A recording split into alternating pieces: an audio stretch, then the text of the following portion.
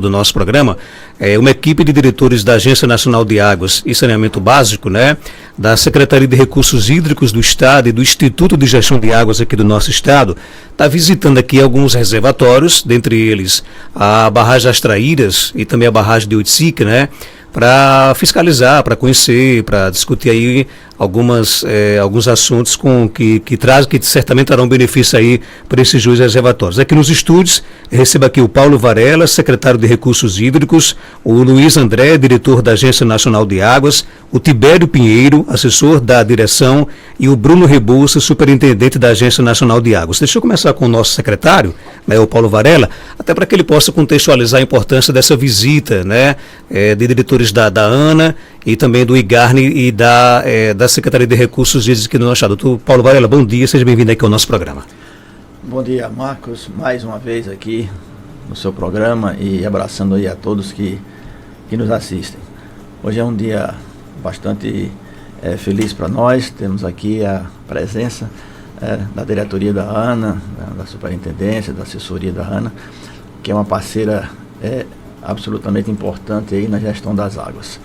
Conforme você tem acompanhado ao longo desses anos todos, né, a ANA apoia inclusive o Comitê da Bacia aqui do Piatã Sul, né, que é um órgão ativo, e essa visita ela tem, na verdade, um caráter não de fiscalização, mas um caráter de uma visita de cortesia, de reconhecimento, para que a gente possa mostrar aqui para o Dr. Luiz André, que ainda não conhece, né, a beleza que é Oiticica. Já passamos ontem também Passagem das Traíras, que a gente já adianta, né? Fizemos junto com a governadora lá e o ministro Valdez, né, esforço para que os recursos venham, e realmente foi garantido recursos, e o DENOX deve em breve estar retomando essa obra. Conforme vocês sabem, essa obra foi requisitada pelo DENOX para que fosse executada, né, pelo governo federal, e está sob a responsabilidade do DENOX, mas evidentemente que é uma obra de interesse do Estado, e a governadora fez todos os esforços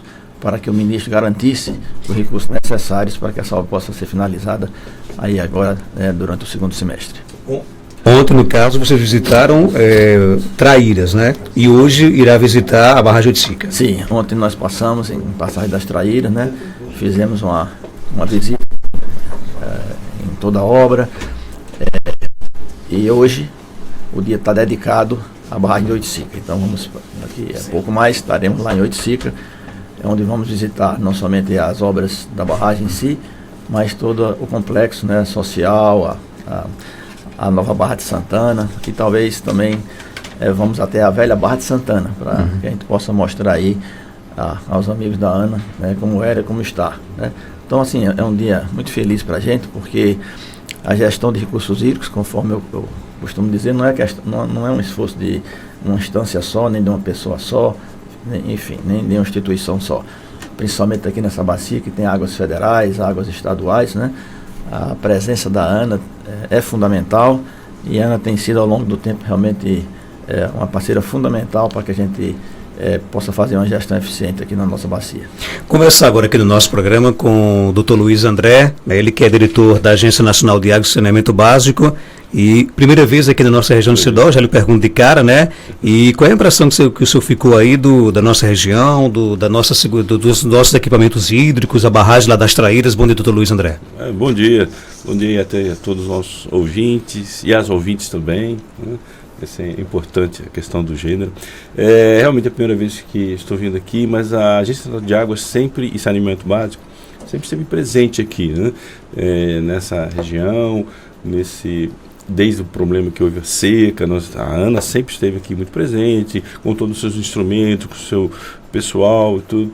E com esse problema que houve nessa barragem de Passagem das Traíras, né? Vim aqui conhecer o andamento. Fiquei satisfeito com a evolução que houve, né? Tivemos que, sob até ponto de esvaziar o reservatório, né? E agora gostei do trabalho que está sendo realizado aí junto com, não pelo governo, mas com acompanhamento do nosso secretário, Dr. Paulo Varela, né? E do governo do Estado, e unindo esforços, né, para que isso se concretize, né? Que é muito importante a reservação de água, né? principalmente porque, não sei se vocês têm essa notícia, o fenômeno El Niño já está acontecendo já no Pacífico, então com o aquecimento das águas lá do Pacífico, e teremos aí, no próximo estação chuvosa, problemas, né? Teremos uma diminuição das chuvas, né, no Nordeste, no Norte do país, né, e também teremos inundações no Sul do país. Então, esse reservatório é muito importante, né, para mitigar a escassez de água. E sobre a região, gostei muito do que vi, né? Uma região totalmente, uma paisagem bem diferente, com muitas rochas, né? E a culinária é fantástica, muita noite. Já comeu carne de sol? Caramba, realmente, carne de sol fantástica, culinária daqui muito boa, né? Também eu já conhecia, mas agora também experimentei ontem também. Tem uma aguardente muito... aguardente não, uma cachaça muito boa. Aguardente mas a cachaça é boa também. Pode, né? Cachaça, mas a cachaça aqui da região é boa também, né? Muito boa, né? Muito boa. Agora, doutor Luiz André, você tocou num tema bem interessante, que é essa questão, por exemplo, da escassez hídrica, né? Sim. E parece ser até irônico, porque, por exemplo, a gente está discutindo aqui escassez hídricas e estamos aqui falando de uma obra que se arrasta há vários anos, que é, aliás, duas obras, né?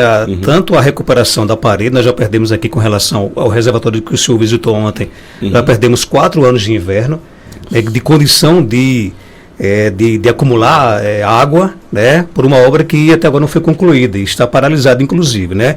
A gente sabe que a ANA, ela é um órgão federal, né? Ela tem uma importância federal, né? O que é que ela pode fazer? Que contribuição ela pode dar com relação, por exemplo, à retomada e conclusão, de uma vez por todas, da recuperação da barragem Astral, para que a gente não possa, em 2024, perder mais uma vez a água do inverno? Nós estamos agora muito alinhados no Ministério da Integração e Desenvolvimento Regional, né? Muito alinhados com o ministro, com o secretário de Segurança Hídrica, e apoiando, né, e acompanhando as atividades e demonstrando a eles a importância da conclusão dessa obra, né? O Dr. Paulo Varela esteve recentemente em Brasília e conseguiu reforços que as coisas andassem, né, e nós vamos acompanhar e realmente estarmos junto com o ministro e com o secretário lá para que não se pare, se conclua essa obra, né, e nos próximos meses. Então a impressão que o senhor deixa do Seridó com relação à questão hídrica e também um futuro bem próximo aí de obras com segurança hídrica é boa? Muito boa. A perspectiva é muito boa. Secretário, antes de passar aqui para o Paulo Sidney, com relação ao Oiticica, né? Vocês vão visitar hoje, né? Como é que está essa questão?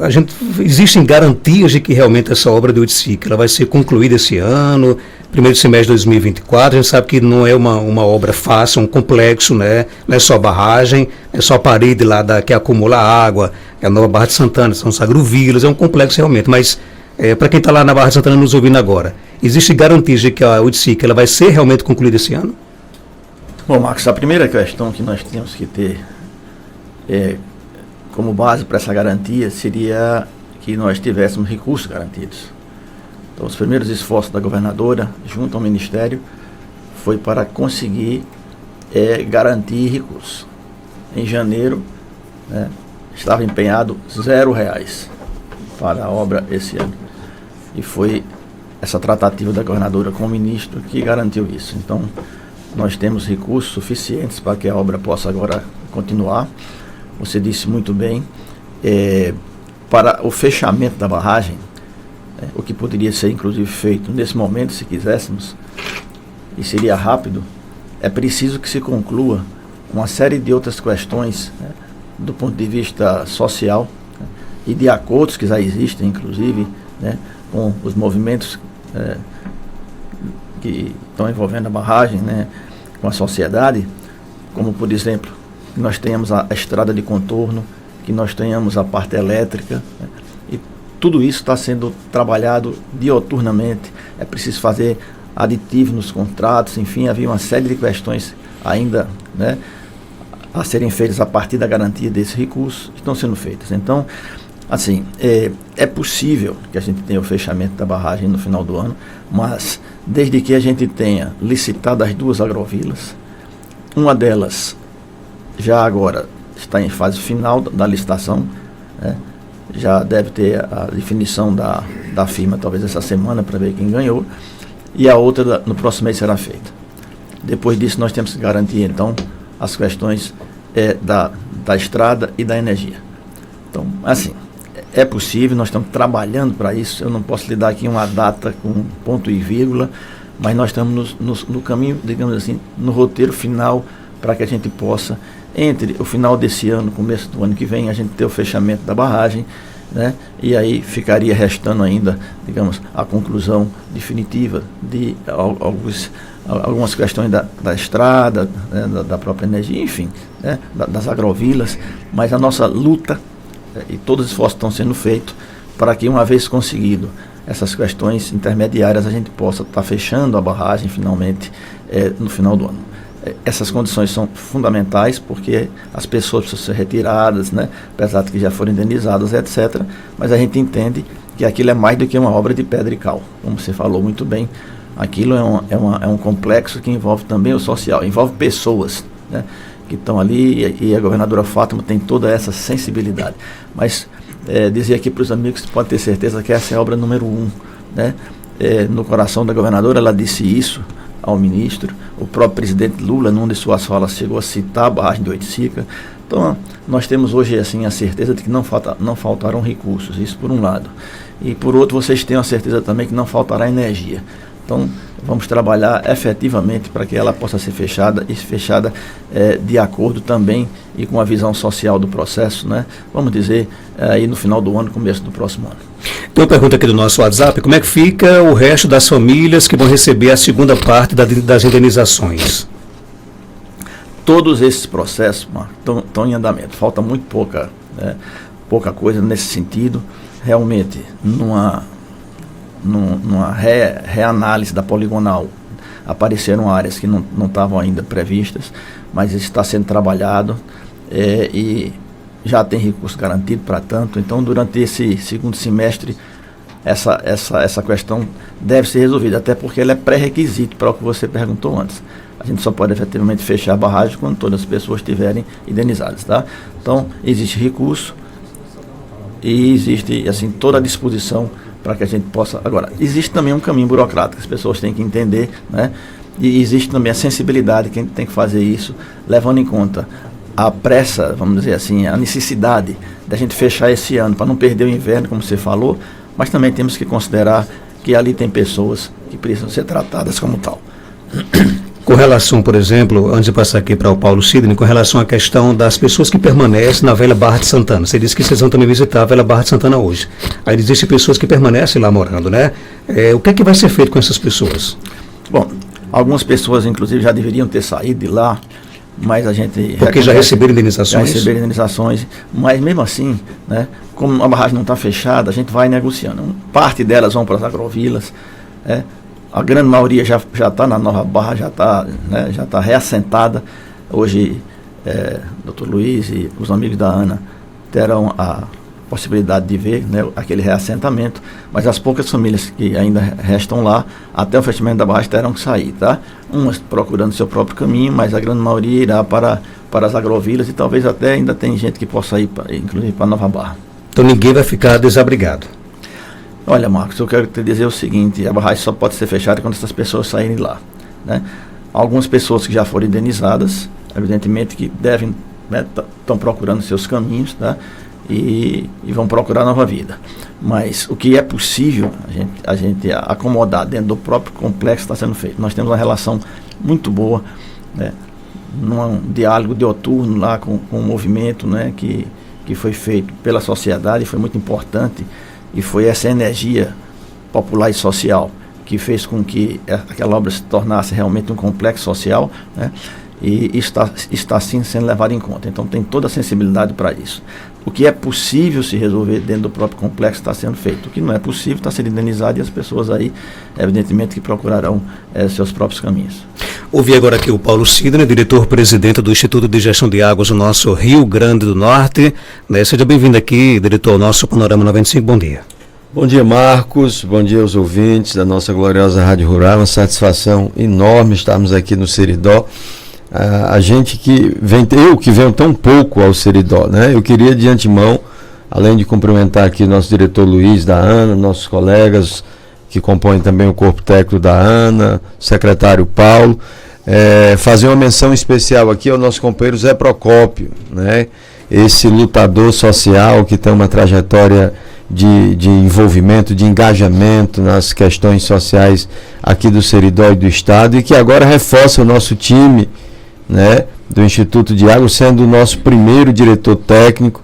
Então é um reforço de peso considerável que vai dar uma qualidade técnica e de relação e de articulação com a sociedade como nós nunca tivemos. Então eu queria fazer essa menção inicial, que é aqui do Seridó e que você conhece tão bem a trajetória, e dizer da nossa satisfação de tê-los aqui na nossa direção, nossa diretoria. Qual é o papel do IGARNE nessa engenharia hídrica? A nossa região está recebendo aí 2 obras importantes, né, que é a questão da barragem Uitci, que vai receber as águas de São Francisco, o programa de interligação de bacias através de adutoras, né, a recuperação da barragem das traíras. A gente está se preparando, se Deus quiser, para uma segurança hídrica considerável nos próximos anos. Qual o papel do IGARNE nisso tudo? O IGARNE, Marcos, tem um papel, uma atribuição primordial, é fazer a gestão de todo o sistema, né? Imagine que gerir um complexo, nós estamos falando de alguns reservatórios em específico, mas quando você junta tudo isso no sistema integrado de recursos hídricos do Estado do Rio Grande do Norte, você vê a complexidade que é isso tudo, né? Quando a gente diz fazer a gestão, é analisar a oferta que nós temos hídrica para o abastecimento humano, produtivo, a demanda que nos é feita por parte dos segmentos produtivos, por parte da sociedade, por parte da nossa agência, da nossa CAER, da nossa Companhia de Águas e Esgoto. Então, fazer essa gestão, tanto no que diz respeito à oferta e demanda de água, como com relação às infraestruturas hídricas, aqui ao lado da SEMAR, o IGARNE é um órgão que está ligado dentro da estrutura hierárquica aqui ligados à SEMAR. Então é esse o papel, e fazer toda a parte de fiscalização, de monitoramento, seja quantitativo, esses boletins que nós informamos com frequência para a mídia, de qual é o volume, qual é a capacidade dos nossos reservatórios, e também na qualidade dessa água que é ofertada hoje por parte do sistema, né? Que é uma área, inclusive, que nós pretendemos avançar bastante. Então, isso pressupõe, e aí com a chegada das águas de São Francisco, com a integração, o nosso sistema ele ganha uma musculatura, uma complexidade muito maior, né? E o IGARNE também terá esse papel, seja voltado aqui para um dos nossos instrumentos, que temos feito esse trabalho de diálogo com a sociedade, aqui sob o comando do nosso secretário Paulo, que é, por exemplo, o instrumento da cobrança da água bruta, né, que nós temos feito esse diálogo agora nos últimos meses com a sociedade. Então, fazer esse papel de fiscalizar, de verificar, de ofertar, obviamente, o instrumento da outorga, que é aquele instrumento em que o usuário dispõe, tem direito de uso de uma quantidade, de um volume X de água, e isso também é fornecido pelo IGARNE. Então, esse conjunto de ações que compete ao nosso órgão, e que nós estamos aqui, volto a dizer, sob a coordenação aqui do nosso secretário, com a determinação da governadora, buscando fortalecer esse órgão, buscando consolidar. Né? O que eu acabei de dizer aqui no início, o IGARNE nunca teve uma diretoria composta integralmente, nós passamos a ter agora, estamos buscando, tivemos recentemente o aporte de alguns equipamentos, informatizar o IGARNE, seu sistema, seus processos de gestão é fundamental, a governadora está empenhada nisso e sabe que para termos um sistema eficiente nós precisamos ter o órgão que é responsável pela gestão, ele precisa também estar fortalecido, né? Esse é o nosso trabalho, é isso que nós buscaremos nessa gestão. Se pegarmos os índices pluviométricos do Seridó, fica a percepção de que tivemos uma quadra invernosa bem abaixo da média, né? Mas se pegarmos os números do IGARNE, a gente observa que temos uma segurança hídrica para quantos meses, mais ou menos, levando em consideração que hoje nós temos aqui mais de 60% de reservas hídricas no nosso estado. Dos principais reservatórios. Infelizmente essa não é a realidade do Seridó, né? Nós tivemos a capacidade dos nossos reservatórios muito aquém do restante ali, pegando do Vale até o Alto Oeste, que nós chegamos a ter vários reservatórios com sua capacidade plena. Nós acreditamos que, certamente para esse ano, nós temos essa segurança hídrica assegurada. Acredito que para o ano seguinte pelo menos se não para a totalidade, para boa parte dele, né, doutor Paulo? Eu estou aqui do lado, eu tenho sempre que estar olhando aqui, porque o grande especialista, o homem que tem sua vida dedicada a essa temática, a essa causa, é o doutor Paulo Varela. Então nós acreditamos que essa segurança, ela, obviamente, para a população está assegurada para esse ano, acreditamos que para boa parte do próximo. Nos preocupa o fenômeno do El Niño, né? Seguramente nós teremos aí um ano difícil do ponto de vista aí da quadra invernosa, do regime pluviométrico que nós vamos ter. E, como eu lhe dizia ontem, Marcos, a gente sempre aproveita esses espaços, né, porque quando a população nos escuta dizer que nós temos uma segurança hídrica assegurada, gasta mais água. Pode ter aquela sensação de que eu posso abrir a torneira e deixar, tomar o banho, lavar as louças de forma mais sem a preocupação, mas esse é o apelo que nós fazemos. Ter uma situação de segurança hídrica significa continuar, intensificarmos a responsabilidade de usarmos com eficiência essa água. Até porque, como dizia o doutor Luiz, os anos vindouros, ou pelo menos o próximo ano, né, os primeiros sinais que nós temos é de que será um ano difícil, será um ano pelo menos abaixo do que nós tivemos agora nesse ano, do ponto de vista da recarga dos reservatórios. Então a gente aproveita sempre para fazer esse apelo, para usarmos a água, né, com racionalidade, entendendo que ela é um bem escasso e que quando ela nos falta, nós que estamos aqui no semiárido, sabemos o quanto sofremos, né, e não queremos jamais voltar a uma situação de escassez hídrica total como vivenciamos aí nos últimos 6, 7 anos dessa última seca que tivemos. O Paulo quer falar sobre isso?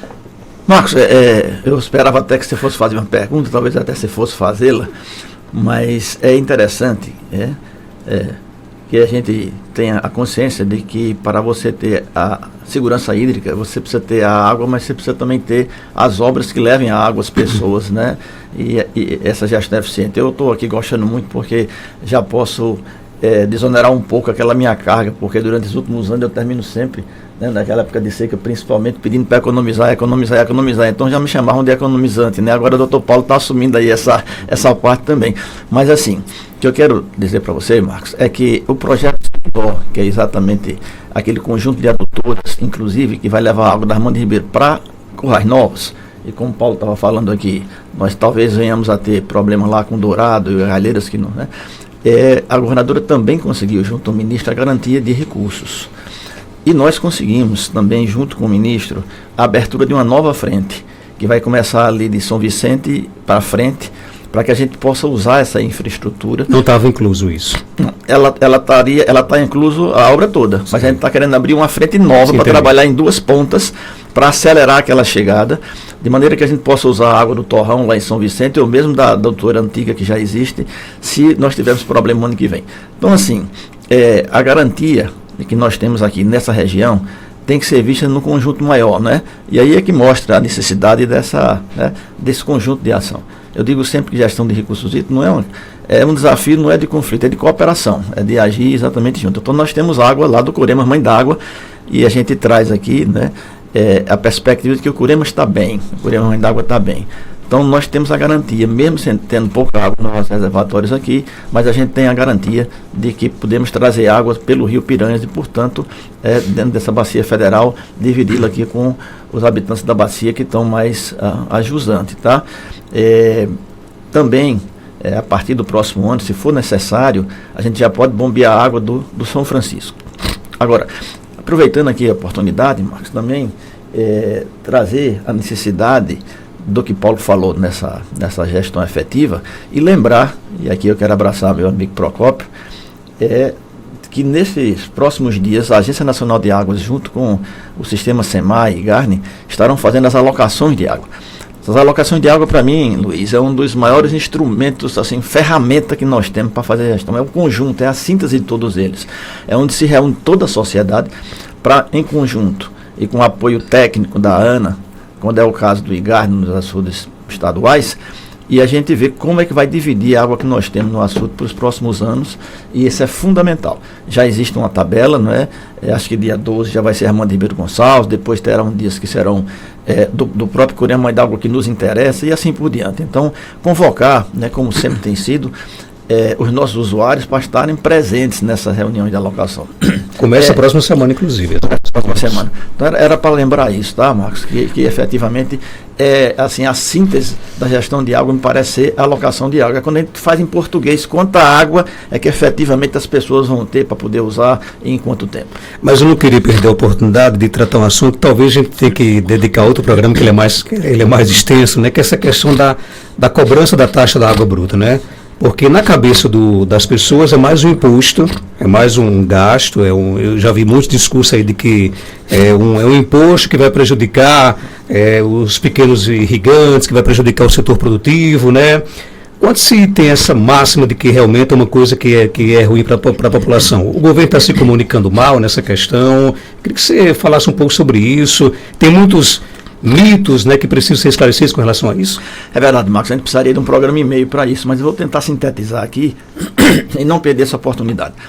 Na verdade, e para começar lhe dizendo, isso não é um imposto, nem é uma taxa, nem é uma tarifa.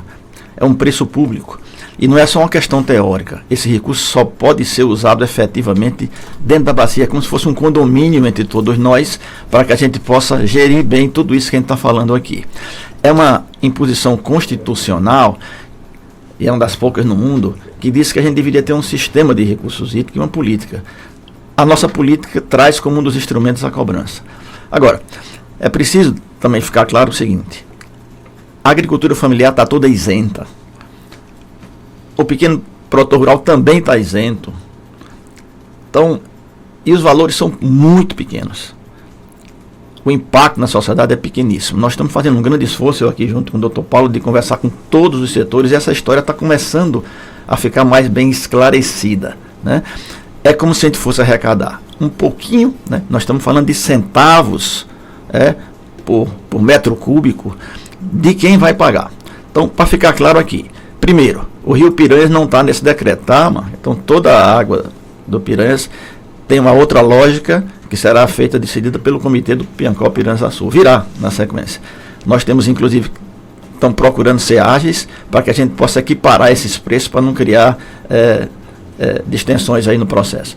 Mas eu sei que o seu programa tem um alcance muito grande. Tranquilizar as pessoas. Ninguém que tem um poço em casa para se abastecer, para dar água para seu gado, né? Até 120 mil litros por dia, não é por mês não, está absolutamente isento, né? Volto a dizer, toda a agricultura familiar, agricultores que têm até 10 hectares de gado também estão, né? E nós estamos ainda com essa minuta do decreto em construção, junto com os comitês. Nós estamos fazendo isso junto em nome dos comitês, que é quem tem essa prerrogativa, para que a gente possa ter isso unificado. Então, gente, é preciso que vocês entendam e acreditem nisso, né? Toda a agricultura familiar está isenta, os pequenos agricultores estão isentos, ninguém vai pagar água quem tiver um poço em casa, né, para abastecer seus animais, isso não existe. Então, assim, eu agradeço a oportunidade de a gente estar podendo trazer isso aqui, mas eu queria agora sugerir mesmo um programa para que a gente pudesse esclarecer. É necessário, inclusive. Eu acho que é necessário. Eu digo isso, né? Porque, por exemplo, a Assembleia Legislativa me parece que vai fazer uma audiência aqui na Câmara de Caicó para discutir esse tema, mas o povão não participa de audiências em câmaras, em assembleias, né? O povão escuta a rádio, né? Então por isso que é bom a gente realmente tratar esse assunto aqui na rádio. E outra coisa, viu, Marcos, que é muito importante. Veja bem, nós não estamos aqui instituindo a cobrança nesse momento. A cobrança foi instituída no Estado em 1996 por uma lei da nossa Assembleia, por unanimidade. O que está se fazendo agora é simplesmente procurando regulamentar. E regulamentar à luz do dia, porque foi a premissa que a governadora exigiu de nós. E em diálogo absoluto com a sociedade. E nós estamos discutindo com os setores. Inclusive avançando em outros temas que não diz respeito nem à cobrança, diz respeito a outros instrumentos que não estavam ainda andando tão bem, né? Então, assim, nós conversamos com os canavieiros, com os caçanicultores, com os produtores aqui do Diba, com os produtores de melão lá, e nós estamos chegando a um acordo, na indústria, com todos, enfim, né? Comércio, fomos a Fé Comércio, nós estamos há 2 meses que a gente está nessa luta de informação. Eu acho que o problema que houve foi realmente de desinformação, né? A Assembleia está discutindo isso, é muito bom que se discuta na Assembleia, mas não é que ela não precisa votar isso já foi votado por ela, né? Apenas agora nós temos que discutir, e essa é uma prerrogativa dos comitês de bacia. nós estamos trazendo essa pauta e trabalhando junto através desse decreto, expandindo ele para o Estado, para as águas dominiais do Estado, né, para equalizar isso, mas junto, nós não vamos a uma dessas reuniões que não tenhamos junto conosco a representação dos 3 comitês estaduais. Então, a gente queria trazer essa palavra de tranquilidade. A cobrança, gente, a pergunta é, água é importante, a gente precisa gerir bem esse nosso recurso. No mundo inteiro, se eu disputar imposto com saúde, educação e segurança, a água seguirá a reboque. Esse foi o caminho que a Constituição e a Lei das Águas, e depois a nossa própria lei, encontrou para se criar um condomínio específico para que a gente possa não passar pelo que você sabe que muitas vezes nós passamos de não ter nossas barragens funcionando, nossos equipamentos abrindo e fechando as comportas e assim por diante, né? E garantir a vocês, esse recurso ele não pode ir para outro canto. Ele é um preço público, ele é como se fosse um condomínio e ele só pode ser gasto especificamente dentro da própria bacia. Isso será feito no estadual por esse decreto e depois, Luiz, na bacia federal, junto aí com a Agência Nacional de Águas e o comitê. Ok, agradecer aqui ao doutor Luiz André, algo mais a acrescentar? Doutor Luiz, pode ficar à vontade. Não, eu só queria, aqui, ao me despedir, realmente fiquei muito impressionado com os instrumentos todos utilizados pelo Estado na gestão de recursos hídricos. Vejo que é uma pedra preciosa que vocês entendem que tem que ser tratada e estou muito satisfeito com o tratamento que está sendo dado com os recursos hídricos no Estado. Tanto com a ponta que o Dr. Paulo citou, Varela, a adoção da água e levar água para a população, que é uma questão de dignidade, levar água à população, né? E até esse novo desafio que é a implantação da cobrança, que é extremamente necessário. E esse diálogo com a população, com todas as autoridades do Estado, vai levar realmente a que isso se concretize, porque o sistema não funciona se não tiver implantada a cobrança. Tá? Ok, então. Paulo Sidney, obrigado por sua participação. Algo mais a acrescentar? Sim, rapidamente, Marcos. Por exemplo, eu queria dar um exemplo. Nós temos 6 estados ainda nessa temática da cobrança que já o fazem, que já regulamentaram esse instrumento. Nós temos aqui colegas aqui que pertenceram à COGER, nosso colega Bruno aqui, que atualmente está na ANA, e que desde 96 vivencia essa realidade do que é hoje ter os meios, os recursos necessários para manutenção, para recuperação de toda a infraestrutura, dos serviços, de planos, enfim, de tudo que o instrumento da cobrança é efetivado, regulamentado, que ele pode possibilitar. E aí é esse estágio que nós queremos chegar no estado do Rio Grande do Norte. Ontem nós conversávamos ali, né, Procópio, com o seu Sérgio. Ele dizia, um homem extremamente inteligente, dizia, olha, não tem como, desde que construíram em 94, nunca fizeram manutenção, nunca fizeram reparo nesse reservatório, na parede, na crista, enfim. E se não fizer, não continuar fazendo, vai dar problema novamente. E aí é essa realidade que nós queremos modificar, é termos essas condições, esses meios, esses instrumentos, para que toda a nossa infraestrutura hídrica, e aí não falando somente da obra, mas de como usar essa água, o plano de utilização dessas águas, isso requer recursos. E aí, como diz muito bem o nosso secretário, numa realidade fiscal que o Estado do Rio Grande do Norte vive, é muito difícil você disputar com a segurança, com saúde, né, com áreas que são tão cruciais para a sociedade. Então, é essa autonomia que o sistema busca e acreditamos que esse instrumento ele vai contribuir decisivamente para isso. E agradecer a você pelo espaço mais uma vez, meu amigo. Obrigado, seja bem-vindo aqui sim. Doutor Paulo Varela, algo mais a acrescentar? E fica aqui o nosso compromisso de fazer um programa sobre esse tema, viu? Eu queria terminar, Marcos, fazendo aqui... por justiça, né? Um reconhecimento e um agradecimento à figura do Dr. Luiz André, que nos últimos fomos colegas durante 15 anos na ANA e depois, já na nossa volta aqui, tem sido um amigo do Rio Grande do Norte e muito tem ajudado, né? Assim como a presença aqui do Tibério, enfim, a Agência Nacional de Águas, do Bruno, mas eu queria personificar na pessoa do Luiz, porque realmente tem sido um grande amigo aqui do Rio Grande do Norte e muito tem nos ajudado. Ouvi agora aqui o José Procópio de Lucena, né? Ele aqui agora é diretor executivo, diretor técnico do Instituto de Gestão de Águas do Rio Grande do Norte. Procópio, seja bem-vindo aqui mais uma vez ao nosso programa. Bom dia. Marco, estou feliz aqui nessa casa, a Rádio Rural de Caicó, com você, amigo, Geraldinho, Marcos Dantas, na população da minha querida terra do Seridó, minha querida terra de Caicó, com a presença de parceiros, de amigos que estão chegando aqui conosco, visitando nossa terra, se aproximando da festa de Santana. A vida se torna mais leve, a alegria, a felicidade, o reencontro, a fé. Isso tudo nos traz uma dimensão humana profunda, né? E aí eu estou aqui hoje com o Paulo Varela, secretário, fui presidente do comitê da Bacia do Pinhacó, Criança Sul, foi diretor da ANA, então tem uma longa trajetória, tem um acúmulo de conhecimento e de saberes extremamente relevantes. O nosso presidente do IGARNE, Paulo Sidney, na qual nós nos cruzamos algumas vezes nos movimentos sociais, nos movimentos populares, né? Um cara que tem uma inteligência, tem uma capacidade, tem um compromisso com a causa da justiça hídrica e social. Estamos aqui com o Tibério, né? Já da ANA veio aqui muitas vezes conosco, né? Está aqui o Bruno, que é cearense também, como você, né, Paulo Sidney, cearense. E o Tibério também, né? E aqui está o Luiz. Então, veja, nós estamos nesses dias fazendo aqui uma caminhada aqui no Seridó para visitar o que é bom. Não tem nada mais gostoso do que um açude com água, um rio com água. Mas isso precisa ser cuidado dos rios. Os rios precisam ser cuidados, a natureza precisa ser amada. As nascentes dos rios, as calhas dos rios, né, as margens dos rios, as matas ciliares. E gestão de água, gestão de uma política pública não acontece sem povo. Não existe gestão de água sem povo. E o povo é aquele que está lá na bacia, na calha do rio, está lá plantando seu roçado, sua vazante, está lá pescando, está lá a mulher que está vivendo lá, a comunidade quilombola, a comunidade ribeirinha.